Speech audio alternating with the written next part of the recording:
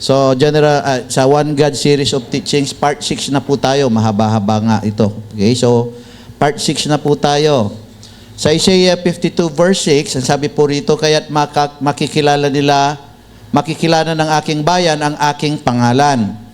Kaya't matatalastas nila sa araw na yaon na yaong nagsasalita, narito ako nga. Okay, so hinighlight ko po yung sa araw na yaon. Ibig sabihin, may specific time, bagamat may nagpakilala na ang Panginoon sa maraming title o kapangalangan nung pinag-aralan natin po. Nung nakaraan, ay magkakaroon po ng isang pangalan po ang Diyos at siya daw po yung nagsasalita. Zechariah 49, and the Lord shall be king over all the earth.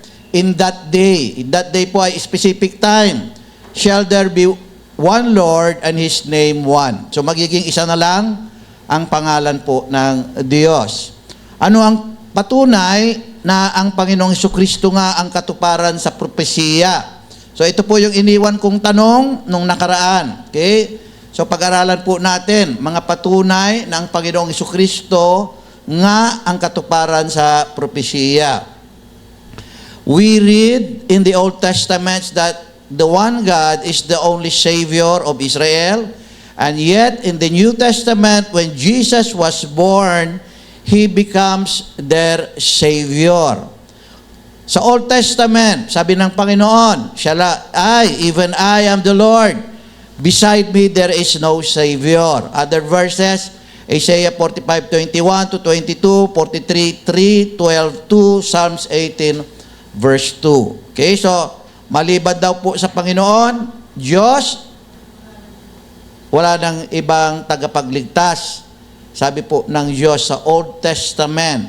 Okay, yung tinatawag po na Yahweh. Okay, Jehovah. Ngayon, sa New Testament, nung ipinanganak si Jesus, Mateo 1:21, and she shall bring forth a son, and thou shalt call his name Jesus, for he shall save his people from their sins. Okay, so, meaning po ng Jesus is Jehovah Salvation. Yan po yung pinag-aralan po natin. So, tagapagligtas po siya. So, He is not another God, but He is that God sa Isaiah na kaisa-isa pong tagapagligtas. Okay? Kasi po, wala na daw po ibang tagapagligtas eh. So, siya rin po yun. Gawa 4:11-12. Siya ang bato na itinakwil ninyong mga nagtayo ng bahay, na naging pangulo sa panulok. At sa kanino mang iba ay walang kaligtasan, sapagkat walang ibang pangalan sa silong ng langit na ibinigay sa mga tao na sukat nating ikaligtas. So sa kaninong pangalan po tayo po naligtas? Sa pangalan ng Panginoong Jesucristo. So ito po yung ibinigay sa silong ng langit na sa atin para sukat po daw po natin pong ikaligtas. In our times, this is the name that saves us. Okay, si Jesus Christ po ang tinutukoy po dyan. Jesus is the revealed name of God. Okay, ito po yung pinahayag na pangalan po ng Diyos. Sabi ng Panginoong Jesus, ipinahayag ko ang iyong pangalan sa mga tao na ibinigay mo sa akin mula sa sanglibutan. Okay? So ano ba yung ibinigay ng pangalan sa Panginoon? Jesus. Sila'y iyo at sila'y ibinigay mo sa akin at tinupad nila ang iyong salita. Jesus is the glorified name of God. Okay? Philippians 2:9-11. Kaya siya naman ay pinakadakila ng Diyos. At siya'y binigyan ng pangalan lalo sa lahat ng pangalan, upang sa pangalan ni Jesus ay iluhod ang lahat ng tuhod na nanga sa langit at nanga sa ibabaw ng lupa at nanga sa ilalim ng lupa, at upang ipahayag ng lahat ng mga dila na si Jesucristo ay Panginoon sa kaluwalhati ng Diyos Ama. Sa wikang Ingles, He has been given the name above every name. Pangalan na higit po sa pangalan. Okay, so wala nang hihigit na pangalan kung ganon. Ang pangalan na ng Panginoong Jesucristo ang pinakamataas na pangalan. The glorified name. Okay? Ito na ngayon yung pangalan. Pangalang Jesus. Okay? So ito po yun. At lahat daw po ay luluhod. Okay? Maging mga nangasa langit at nangasa ibabaw po ng lupa at sa ilalim ng lupa. May mga nilikha pala sa ilalim ng lupa. Papahayag daw po nila ng Panginoong Jesucristo, He is the Lord of Lords and He is the King of Kings. Okay? The persons of Jesus bears the significance of the name of God. Naalala nyo yung pinag-aralan po natin po kahapon? Yung mga titles of God, Jehovah Jireh, Jehovah Rapha. Ang Panginoong Jesus, bagamat marami pong nagpapangalan sa kanilang anak na Jesus din, pero yung Jesus Christ na pinanganak 2,000 years, more than 2,000 years ago, sa pamamagitan ni Maria, yung significance ng pangalan ng Diyos na pinag-aralan po natin, sa Kanya po natin po siya matatagpuan. Okay? Halimbawa, Jehovah Jireh, nang ibig sabihin, the Lord provides. Anong ginawa ng Panginoong Jesus? Jesus provides for the need of 4,000 and 5,000 people sa pamamagitan ng 2 isda at 5 pirasong tinapay po lamang. So ang Diyos, Panginoong Jesucristo, ay napro-provide hanggang sa kapanahunan po natin. At marami pa siyang ginawa. Halimbawa, Jehovah Rapha, the Lord heals. Jesus healed all kinds of diseases and illnesses, including those of demon-possessed, epileptic, and paralyzed. Okay? Alam na po natin po yan, balitang-balita po, okay? Na ang Panginoong Jesucristo ay talagang nagpapagaling ng anumang karamdaman. Maging sa panahon niya o maging sa kapanahunan po natin. So, the Lord heals. Jehovah Nissi, the Lord our victory. This verse states that the death is swallowed up in victory, and that thanks be to God who gives us the victory through our Lord Jesus Christ. Okay? Yung kamatayan ng Panginoong Jesucristo ay, at yung kanyang muling pagkabuhay, nagkaroon po ng tagumpay. Kasi ang kamatayan ay kanyang ginapi, ang kadiliman ay kanyang ginapi.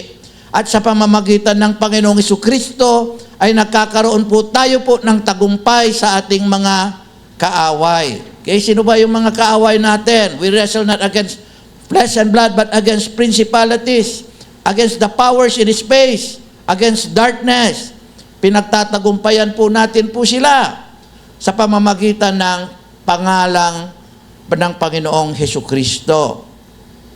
Jehovah Kadesh, ang ibig sabihin, the Lord sanctifies. We are sanctified by the blood of Jesus. Okay, yan po yung mga verse. Hebrews 10:10, Hebrews 13, verse 12. Jehovah Shalom, the Lord our peace. Okay, the Lord our peace. Jesus is our peace and rest. Diba? Sabi sa Mateo 11:28, come to me, all of you who are heavily laden, and I will give you rest. Siya po yung rest po natin at siya po yung peace po natin. John 14:27, anong sinabi? Peace I give unto you, not as the world giveth. So may kapayapaan po ang Panginoon na ibinibigay, hindi ng kapayapaan po na katulad po ng sanglibutan. At sa Isaiah 9:6, tinatawag po siya na Prince of Peace. Jehovah Sabaoth, the Lord Almighty.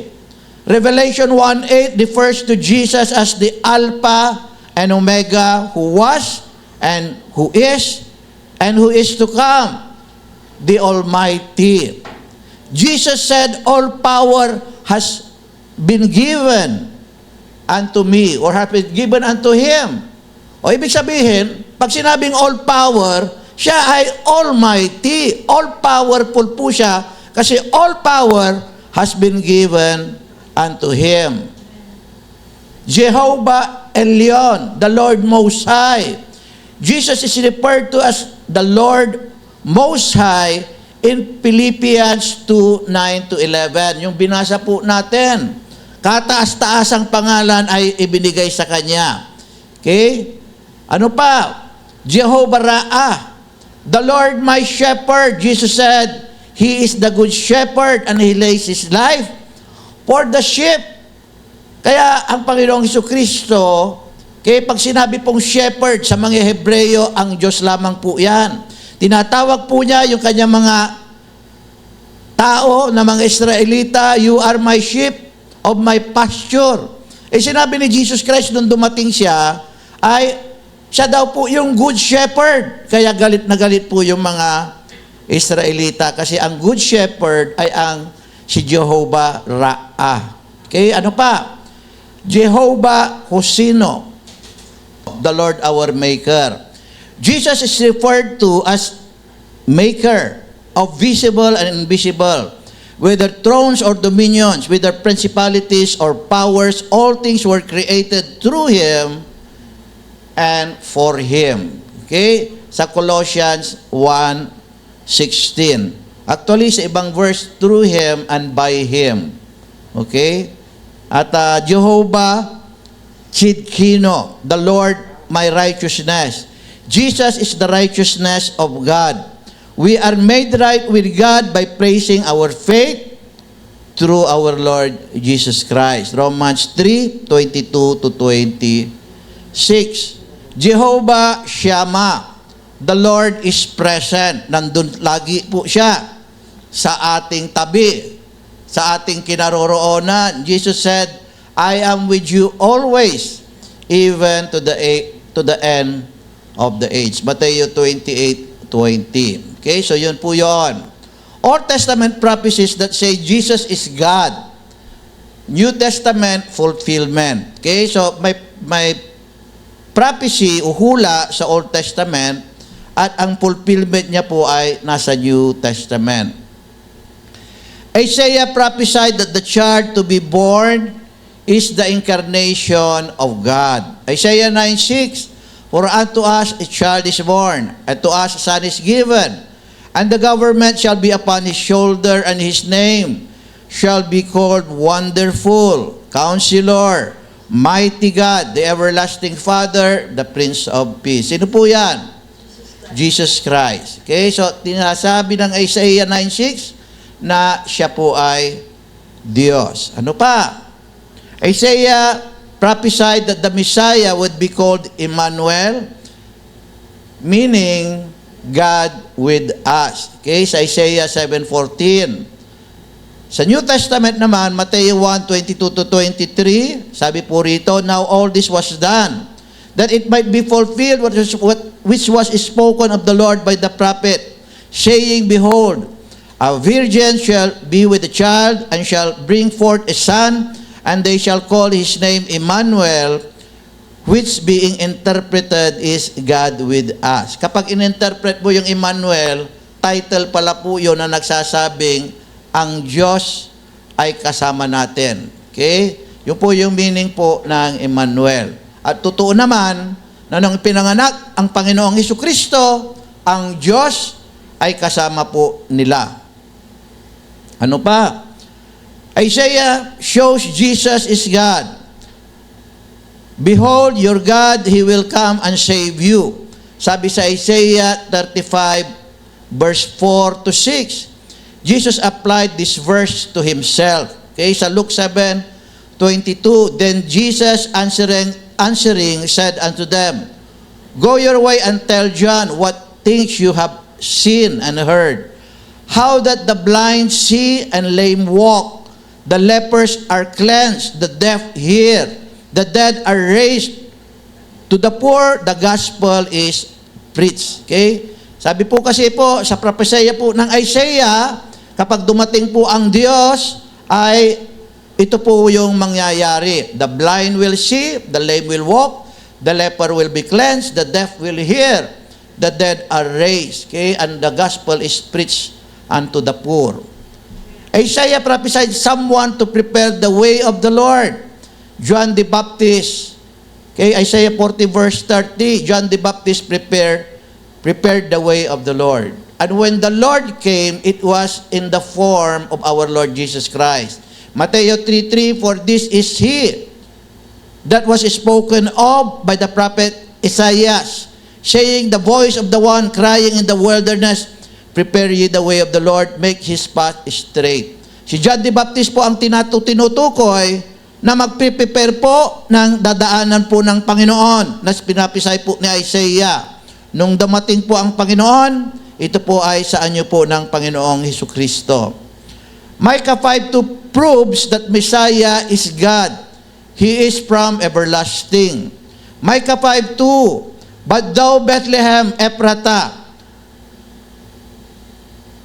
thou be little among the thousands of Judah, yet out of thee shall he come forth unto me, that is to be the ruler of Israel, whose going forth have been from old, from everlasting. Okay, galing daw po siya sa everlasting, from the ancient of days. Okay, so yun po yun. Si Jesus Christ po yan. Pinanganak po siya sa Bethlehem.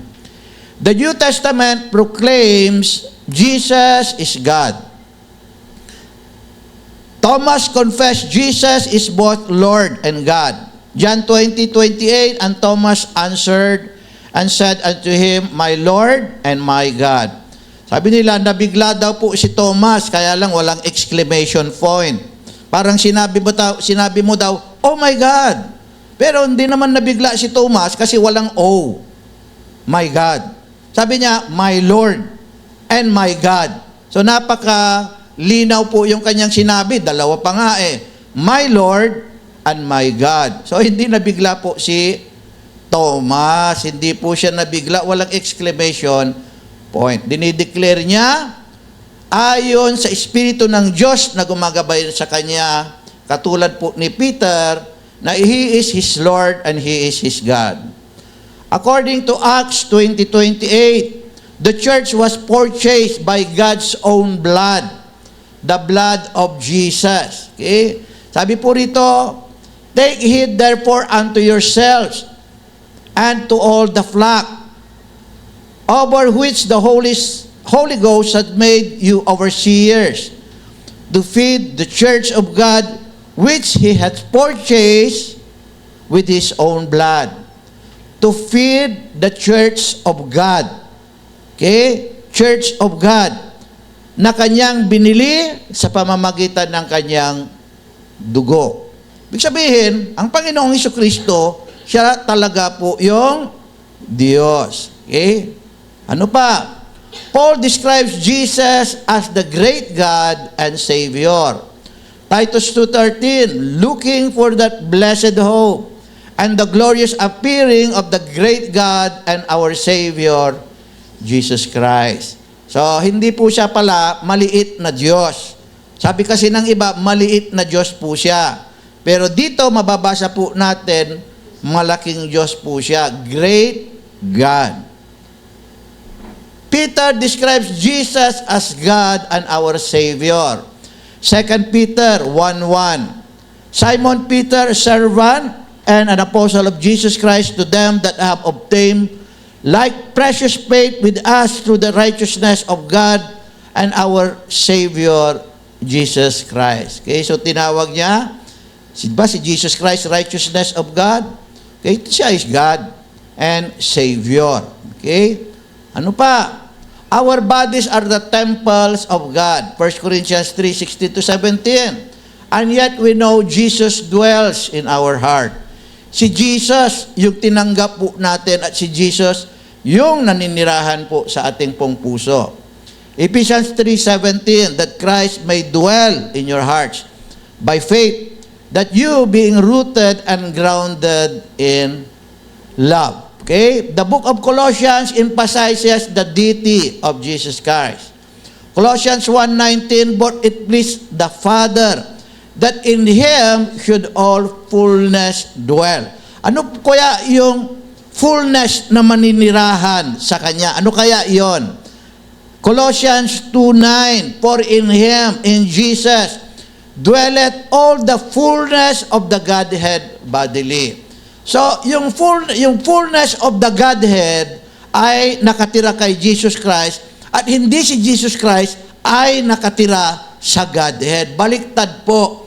Yung fullness of Godhead ay nandun po nakatira kay Jesus Christ kasi po yun yung temple ng Diyos. Amen?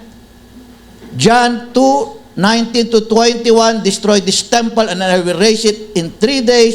He was talking of His body, the temple. The fullness of God lives in the body of our Lord Jesus Christ. Kaya nga, siya po ay Diyos.